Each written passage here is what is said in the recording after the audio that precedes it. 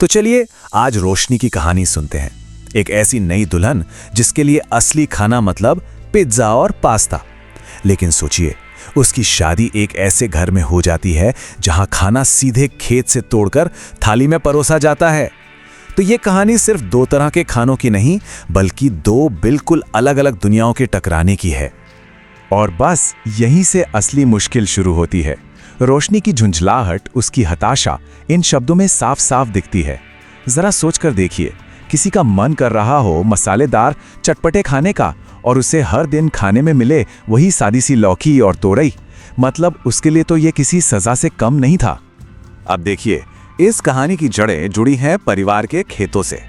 गर्मियों की तेज गर्मी से बचने के लिए वो लोग खास तौर पर ठंडी तासीर वाली सब्जियां उगाते थे, जैसे कि लौकी हो गई, तोरई, खीरा।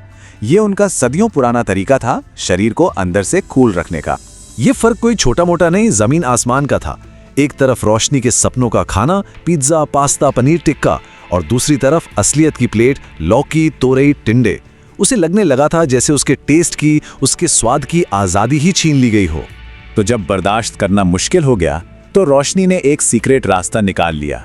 डिलीवरी एप्स उसके नए सबसे अच्छे दोस्त बन गए और इस तरह उसने अपने ही घर की चारदीवारी के अंदर एक दूसरी सीक्रेट जिंदगी जीनी शुरू कर दी।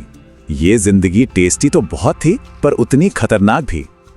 और उसका तरीका तो देखिए, अरे वाह, किसी जासूसी फिल्म की तरह। बालकनी से एक रस्सी नीचे जाती, उसमें बंधी बाल्टी में डिलीवरी बॉय चुपके से खाना रखता और वो ऊपर खींच लेती। हर पैकेट के साथ वो अपने परिवार और उनकी सेहतमंद दुनिया से, सच कहूं तो, एक और कदम दूर होती जा रही थी।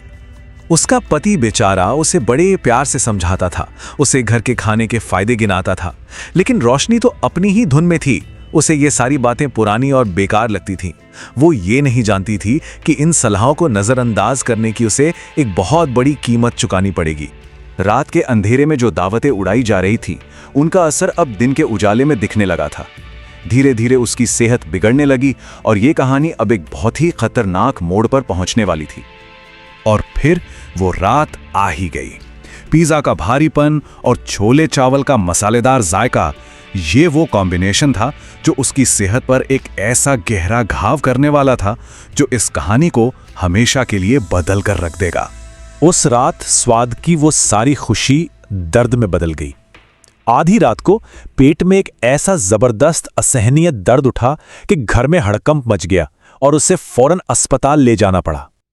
और बस डॉक्टर के इन शब्दों ने सारे पर्दे हटा दिए। ये एक ऐसा सच था जिसे अब कोई झुठला नहीं सकता था। रोशनी का सीक्रेट अब पूरे परिवार के सामने था। शर्मिंदगी और दर्द के बीच उसे पहली बार अपनी गलती का एहसास हुआ।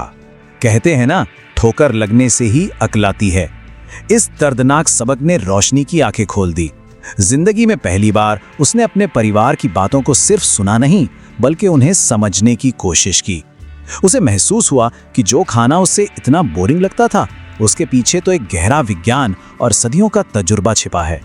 तो परिवार का जो खानपान था वो एक बहुत ही सिंपल से सिद्धांत पर टिका था।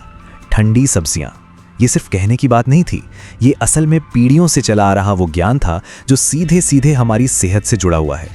उसकी दादी सास ने उसे अपने पास बिठाकर समझाया कि बेटा, ये सब्जियां सिर्फ पेट भरने के लिए नहीं है, ये तो शरीर को अंदर से ठंडा रखती हैं, डाइजेशन को ठीक करती हैं और गर्मी में होने वाली लू जैसी बीमारियों से भी बचाती हैं।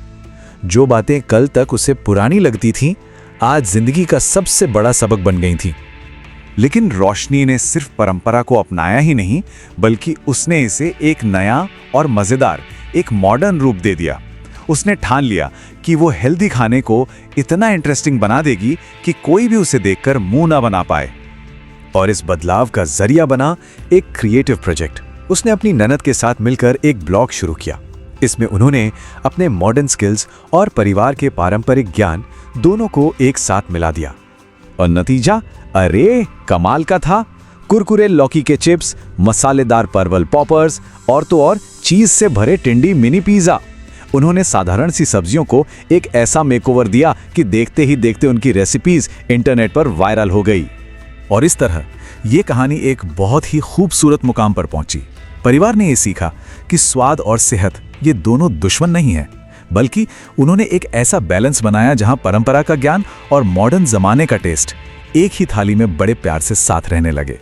रोशनी की इस कोशिश का असर सिर्फ उसके परिवार तक नहीं रहा। एक छोटे से बदलाव ने पूरे समाज को प्रेरित किया। लोगों ने अपने घरों में किचन गार्डन लगाने शुरू कर दिए, ऑर्गेनिक खेती को बढ़ावा दिया और हाँ, उनका ब्लॉग तो एक बहुत बड़ी सक्सेस बन गया। और ये पल, ये शायद इस पूरी कहानी का सबसे खूबसूरत हिस्सा है। पूरा परिवार मिलकर वही पनीर टिक्का बना रहा है, लेकिन फर्क बस इतना है कि इस बार ये घर पर बन रहा है, ताज़े ऑर्गेनिक पनीर से। ये इस बात का सबसे बड़ा सबूत है कि अगर सही बैलेंस मिल जाए तो अपने पसंदीदा स्वाद का मज़ा भी ले सकते हैं और हेल्दी भी रह सकते हैं। और आखिर में ये कहानी हमें एक बहुत ज़रूरी सवाल के साथ छोड़ जाती है। क्या आज के दौर में हेल्दी रहने का राज हमारी दादियों नानियों की रसोई में ही कहीं छिपा हुआ है? क्या हम उस पुराने ज्ञान को खोते जा रहे हैं जिसे हमारी पीढ़ियों ने इतने प्यार से संजोया था? इस पर सोचिएगा ज़रूर।